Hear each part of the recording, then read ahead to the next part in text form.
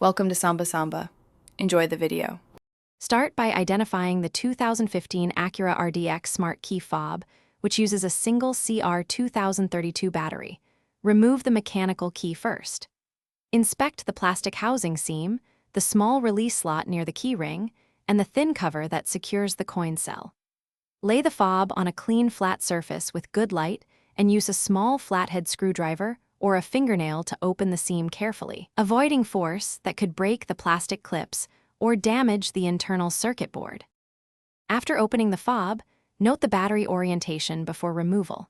The CR2032 positive side faces up in most 2015 Acura Rdx fobs. Use a plastic pry tool or clean fingernail to lift the coin cell straight up to avoid bending the battery contacts. Do not use excessive metal tools that might short the board. Insert the new CR2032 with the positive markup. Press it gently until it snaps into its plastic retainer, and verify the metal contact springs touch. With the new CR2032 in place, align the fob halves and press firmly until all clips click and the seam sits flush. Avoid forcing corners. Reinsert the mechanical key into its slot and test the key fob functions at the vehicle. Lock, unlock, trunk release, and remote start if equipped.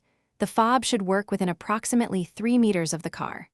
If a function fails, reopen, verify battery orientation, and clean any corrosion or debris on the contacts before replacing the battery again. Thanks for watching. Consider subscribing if we helped you.